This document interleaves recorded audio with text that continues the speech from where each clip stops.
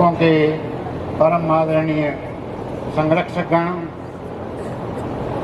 एवं परमात्मा को साक्षात अपने हृदय में स्थापित कर इस पावन संस्कृति को पुनर्जीवित करने के लिए अपने आप को होम करने वाले मेरे प्राण स्वरूप बटुक बंधुओं को मेरा सादर वंदन।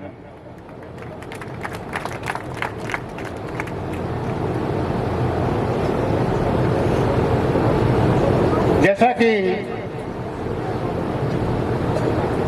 भाई साहब ने बताया, परमात्मा की कृपा से और संतों के आशीर्वाद से और आप सबकी प्रेरणा से मैं इस कार्य के साथ में प्रारंभ से ही मेरी मनो अनुकूल भावनाओं के परिणाम स्वरूप लगा हुआ हूँ।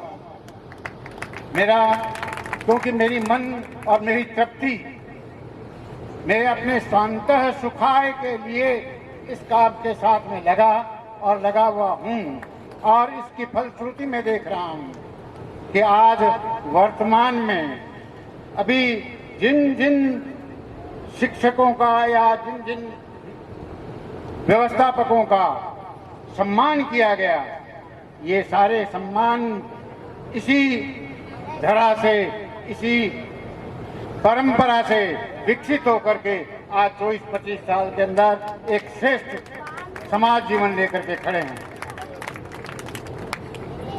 भारतवर्ष की वैदिक संस्कृति और उसके पुनरुत्थान का चिंतन हम सबके हृदय के अंदर सर्वदा व्याप्त रहता है और उसके लिए हम सब प्रयासरत भी रहते हैं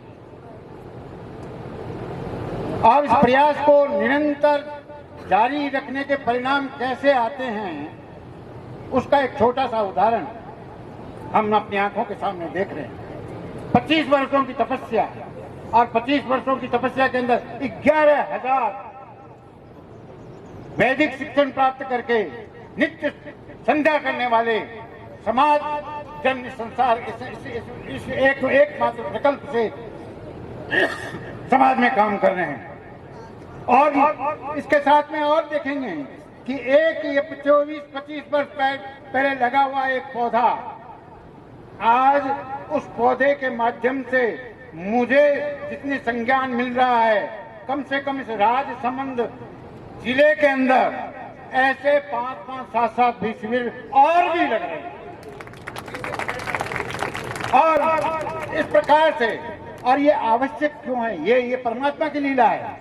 ये हम सबके करने से करनी है नहीं है, ये परमात्मा की लीला है। क्योंकि जितना विवेचन आया उस विवेचन के आधार पर श्रेष्ठी जनों के द्वारा जो बातें कही गई उसके आधार पर यह तथ्य सत्य है कि इस देश की मूल संस्कृति का आधार वेद हैं और उस वेद के संरक्षण करने वाले अगर पुरोधा हैं तो ब्राह्मण है और ब्राह्मण परंपरा, ब्राह्मण संस्कृति के लुप्त होने के कारण से उसके पद से इधर उधर चले जाने के कारण से उसके कारण कई रहे होंगे समाज की, देश की, राष्ट्र की और जिन जिन परिस्थितियों से निकलते हुए इस देश के अंदर कितने प्रकार के घटनाक्रम चल गए हैं, उन सारे घटनाक्रमों को अगर विवेचन किया जाए तो हजारों साल में इस संस्कृति के ऊपर जिस प्रकार से आघात हुए, उस आघात में पहला आघात झेलने वाली हमारी ये ब्राह्मण संस्कृति थी, जिसको नष्ट करने के लिए सारा खेल किया गया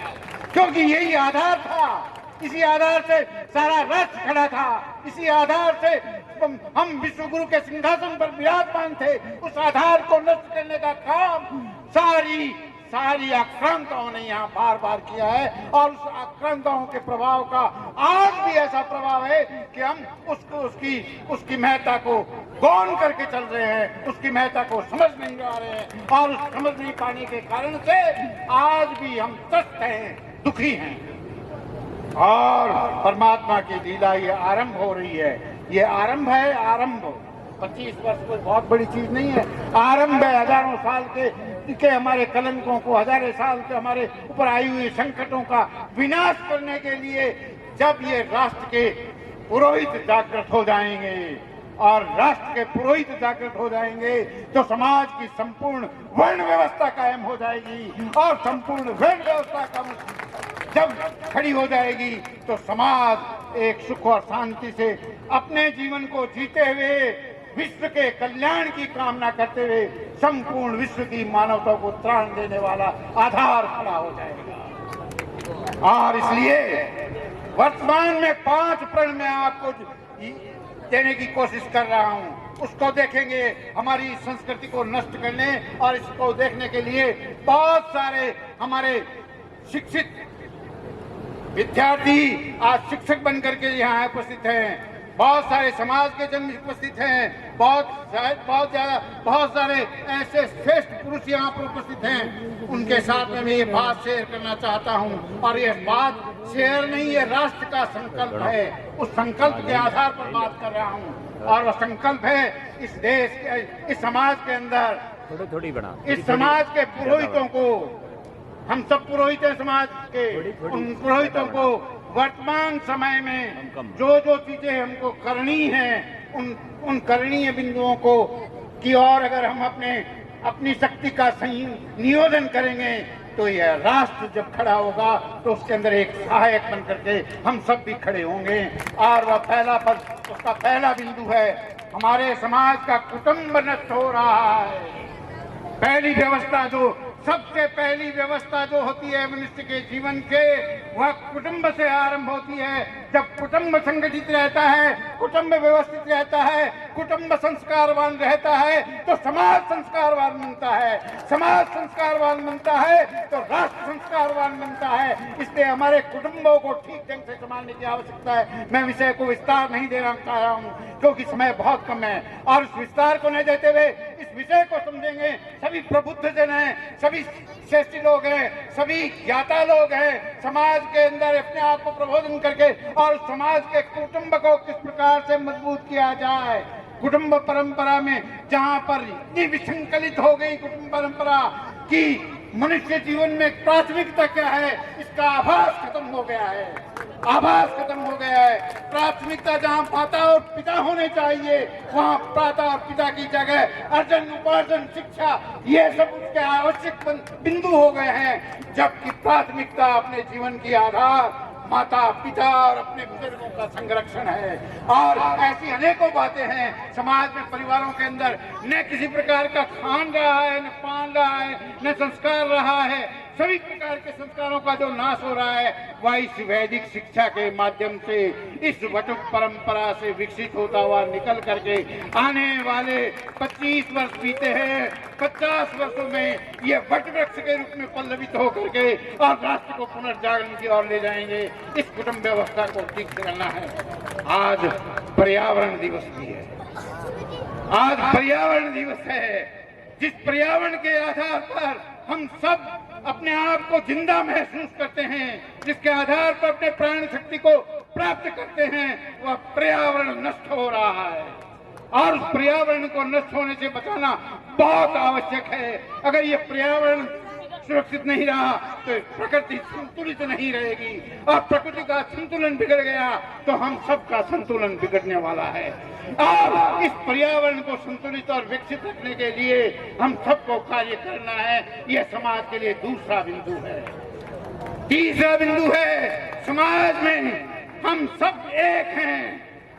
व्यवस्थाएं हमारी संस्कार ने, हमारी वेद परंपरा ने हमको दी है, परंतु हमारे कोई न ऊंचा है न नीचा है। हम सब मानव संस्कृति के, हम सब एक अंग होकर के भारत माता के पुत्र होते हुए हम सब एक माँ के सहोदर पुत्र होकर के, और जिस दिन समरसता का भाव खड़ा कर देंगे यह राष्ट्र खड़ा हो जाएगा। 3 और चौथा जो है वह यह है कि हमारे अंदर स्व का जागरण होना बहुत आवश्यक है। हम स्वतंत्र हो गए परंतु देश के अंदर स्व का भाव जागृत नहीं हुआ है। हमारी सारी की सारी व्यवस्थाएं परकीय चल रही है, और परकीय व्यवस्थाओं का हमारे पर जाल छाया हुआ है, और उस जाल को उस विमोह को हम तोड़ नहीं पा रहे हैं। यह संस्कृति, यह वैदिक शिक्षण हमारे स्व को पहचानने की और हमको प्रेरित करेगा और हमें अपने स्वभाषा, स्वभेष, स्वभोजन, स्वभूषा इन सब को अपनाते हुए अपने अपने सब कर्म सिर्फ स्वदेशी चीजें और विदेशी चीजों तक सीमित नहीं है। तो स्वदेशी विचार होना चाहिए, स्वदेशी चिंतन होना चाहिए, स्वदेशी मानस का मंथन होना चाहिए और स्वदेशी व्यवहार होना चाहिए। हमारे वस्त्र कैसे होने चाहिए, हमारा खान पान कैसा होना चाहिए, हमारा परिवार कैसा होना चाहिए, ये सब चिंतन स्वदेश चिंतन के आधार पर खड़ा करना होगा। ये चौथा संकल्प हम सबका होना चाहिए, इसकी तरफ गति करने की आवश्यकता है। और पांच और अंतिम, हम इस राष्ट्र के जग सहित पुरोहित बनने जा रहे हैं और इस पुरोहित धर्म का निर्माण करते हुए हमको सामाजिक और नागरिक आचार संहिता और व्यवहार को किस प्रकार से रखना चाहिए, इसके लिए हमको आकर के कोई कहे या हमको आकर के कोई उद्वेलित करे अथवा हमको आकर के कोई दंडित करे तभी हम अनुशासन में रहे, यह विचार नहीं त्यागना होगा। हमको स्वयं अनुशासित होकर के चलना पड़ेगा। अपने जीवन के, समाज जीवन के, राष्ट्र जीवन के, नागरिक जीवन के समस्त अनुशासन का पालन करते हुए हमें कोई कहे तो हम हेलमेट लेकर के चलेंगे।